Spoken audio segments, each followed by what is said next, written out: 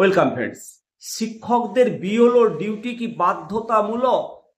পশ্চিমবঙ্গে শিক্ষকদের বিএলও হিসেবে নিয়োগ করা হয়েছে, আর এই নিয়োগ নিয়ে বিতর্ক ক্রমশ বাড়ছে। একদিকে নির্বাচন কমিশনের নির্দেশ, অন্যদিকে শিক্ষকদের অধিকার এবং শিক্ষাদানের কর্তব্য, এই দুয়ের টানাপোড়েনে বিভ্রান্ত সবাই। আজকের এই ভিডিওতে আলোচনা করব বন্ধুগণ যে বিএলও ডিউটি সংক্রান্ত নিয়ম কানুন, শিক্ষকদের অধিকার এবং কলকাতা হাইকোর্টে মামলার প্রস্তুতি নিয়ে বিস্তারিত আলোচনা করব আজকের এই ভিডিওতে। সবার জানা দরকার, সঙ্গে থাকুন পুরো বিস্তৃত আলোচনায়। বিএলও নিয়োগের আইনগত ভিত্তি কি সেটা জানাবো। নির্বাচন কমিশন সম্প্রতি নির্দেশ দিয়েছে সমস্ত শিক্ষককে বিএলও ডিউটি পালন করতে হবে। এই নির্দেশের ভিত্তি হলো জনপ্রতিনিধিত্ব আইন 1950 সালের 13B এর 2 নম্বর অনুচ্ছেদের আইন অনুসারে রাজ্য বা স্থানীয় সরকারের গ্রুপ সি বা তার ওপরের পদের নিয়মিত কর্মচারীরা বিএলও নিয়োগের জন্য প্রথম পছন্দ হিসাবে গ্রহণযোগ্য। যদি এই সমস্ত কর্মচারী না থাকে তবে অঙ্গনওয়াড়ি কর্মী বা চুক্তিভিত্তিক শিক্ষক বা কেন্দ্রীয় সরকারি কর্মচারীদের মধ্যে নিয়োগ করা যেতে পারে। কিন্তু বাস্তবে দেখা যাচ্ছে এই নিয়ম মানা হচ্ছে না। প্রথমে প্রাথমিক শিক্ষকদের নিজের জেলার বাইরে বা বুথের বাসিন্দা নন সেখানেও নিয়োগ করা হচ্ছে, আর সেটাই নিয়মের লঙ্ঘন স্পষ্ট হয়েছে। ডিউটি যদি অস্বীকার করা হয় তাহলে কি শাস্তি হতে পারে? অনেক শিক্ষকেরই মধ্যে ভয় কাজ করছে যে বিএলও ডিউটি না করলে বড় ধরনের শাস্তি হতে পারে। জনপ্রতিনিধিত্ব আইন 1950-এর 32 নম্বর অনুচ্ছেদে ভোটার তালিকা প্রস্তুতিতে ভুলের জন্য শাস্তির বিধান রয়েছে, কিন্তু এই ডিউটিটি, এই ধারাটি অস্বীকার করার ক্ষেত্রে প্রযোজ্য নয়।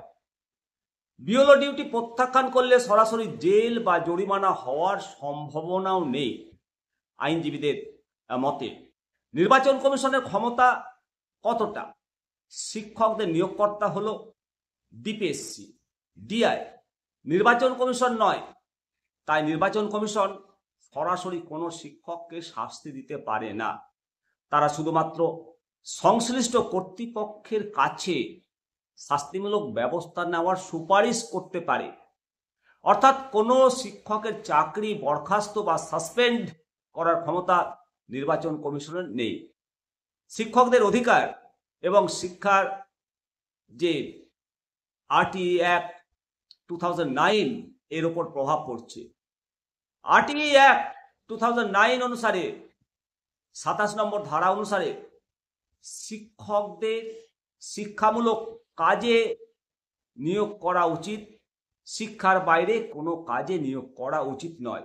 শুধুমাত্র জনগণনা, বিপর্যয় মোকাবেলা এবং সংসদ, রাজ্য ও স্থানীয় সংস্থা নির্বাচনের মতো কিছু ক্ষেত্রে এর ব্যতিক্রম রয়েছে।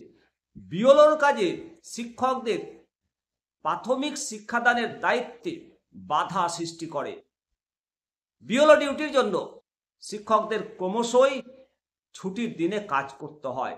শ্রম আইন অনুসারে এর জন্য তাদের ক্ষতিপূরণমূলক ছুটি বা ওভার টাইম পাওয়া উচিত, কিন্তু নির্বাচন কমিশন এ বিষয়ে কোনো পদক্ষেপ নেয় না।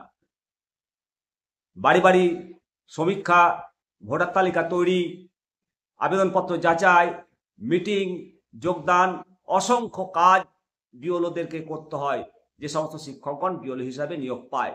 এর ফলে শিক্ষকদের ওপর অতিরিক্ত একটা চাপ সৃষ্টি হয়। শিক্ষকদের পক্ষ থেকে এই নিয়মের বিরুদ্ধে একটি বড় পদক্ষেপ নেওয়া হয়েছে। এই বিষয়ে কলকাতা হাইকোর্টে একটা মামলা দায়ের করার প্রস্তুতি চলছে। অনেক শিক্ষকরা এই মামলায় আবেদনকারী হিসেবে যোগ দিচ্ছেন। এখন দেখার বিষয় যে এই মামলা কত দূর গড়ায় এবং উস্তি শিক্ষক সংগঠন সিইই অর্থাৎ সেন্ট্রাল ইলেকশন কমিশনারকে স্মারকলিপিও জমা দিয়েছেন। তাদের বক্তব্যে আইনি রেফারেন্সগুলো তুলে ধরা হয়েছে। আরটিই অ্যাক্ট এবং নির্বাচন কমিশনের নিয়োগ সংক্রান্ত বিধি সঙ্গে মহামান্য কলকাতা হাইকোর্টের রেফারেন্স উল্লেখ করা হয়েছে। এখন দেখা যাক এই জল কতদূর গড়ায়। আরও একটা বিষয় লক্ষ্য করা যাচ্ছে, প্রধান শিক্ষকদের বিএলওর দায়িত্ব দেওয়া হয়েছে, যেটা কখনোই কাম্য নয়। প্রধান শিক্ষক যদি ছুটির দিন, বিদ্যালয়ের দিন বিএলওর ডিউটিতে ব্যস্ত থাকেন, তাহলে বিদ্যালয়টা চালাবে কে? এটা সামান্য চিন্তা ভাবনার অবকাশের দরকার ছিল। শুধু দায়িত্ব দিয়েই দায়িত্ব অস্বীকার করা যায় না, এই প্রশ্ন উঠছে। আগামী দিনে আশা করা যায় এই সমস্যার সমাধান হবে। অবশ্যই সমস্ত শিক্ষকগণ আপনারা আপনাদের মতামত জানাবেন, সঙ্গে থাকবেন। ভালো থাকুন, সুস্থ থাকুন, দেখতে থাকুন নিন্দা দর্শন। জয় হিন্দ, বন্দে মাতরম, ভারত মাতা কি জয়।